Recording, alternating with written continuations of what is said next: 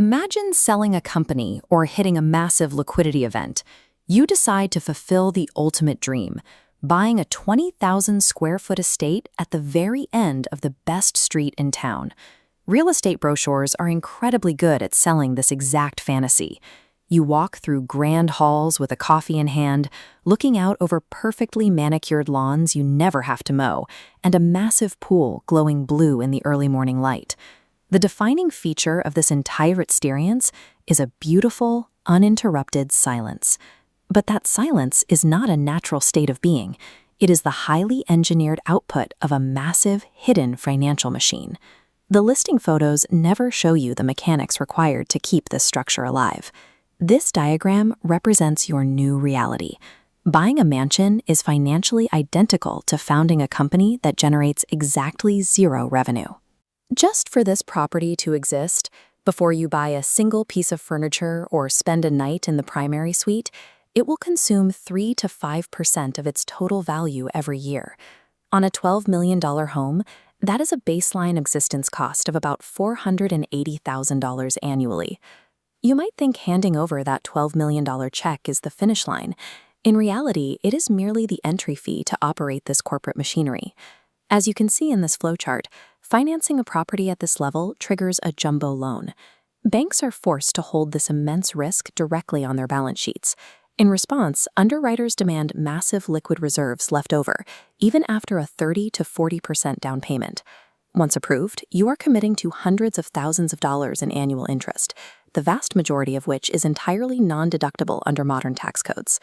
Following the all-cash path down the chart seems like the safe escape route. Many buyers write a $12 million check, assuming they are eliminating their housing costs. What they are actually doing is swallowing a silent, persistent opportunity cost. Leaving that $12 million in government treasury bonds at a 4.5% yield guarantees hundreds of thousands in passive income every year. Pushing it into concrete and drywall instantly vaporizes that yield. Whether you are writing a monthly check for bank interest or quietly forfeiting your investment yields, from day one, this house is aggressively charging you rent. This side-by-side comparison shows the immediate regulatory trap waiting for new buyers. Look at these two identical houses on the same street. Thanks to laws like California's Proposition 13, the neighbor who bought their home in 1988 is paying $18,000 a year in property tax. Because the tax base resets to current market value the moment a property is sold, your exact same home generates a bill of $150,000. The insurance sector applies a similar penalty. Insurers do not care what you paid for the house. They care about the replacement cost. If a fire destroys your $12 million purchase, replacing the highly specialized labor, custom plaster, and rare materials could easily cost $18 million today. To cover that immense risk, insurers slip a brutal mechanism into policies, the 60-day vacancy clause. If your sprawling estate sits empty for 2 straight months, which is common for owners with multiple houses, your coverage is entirely stripped away. To the state and to the insurance companies, you do not own a private residence. You are holding a high-risk commercial liability that cannot safely be left unattended. Because you can never leave the property vacant, you have to hire people to occupy and maintain it. The moment you do, you trigger federal tax IDs, workers' compensation policies, and payroll systems.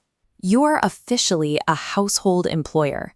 A 20,000 square foot home on 3 acres requires a dedicated estate manager to wrangle vendors, a head housekeeper, and specialized landscaping teams. Add in payroll taxes and benefits, and the absolute minimum staffing requirements will cost you between $300,000 and $400,000 every single year. Those employees are there to manage what is effectively a small hotel. They are servicing 6 to 12 distinct commercial-grade HVAC zones, testing the elevator systems, and chemically balancing a 60,000-gallon pool week in and week out. The most volatile part of that commercial infrastructure is the IT. Custom mansions run on highly specific smart home software architectures. When a simple lighting glitch occurs 5 years down the line, you might discover the original programmer quit and the software line is dead. Fixing a flickering bulb isn't a handyman's job. It becomes an $80,000 tech overhaul.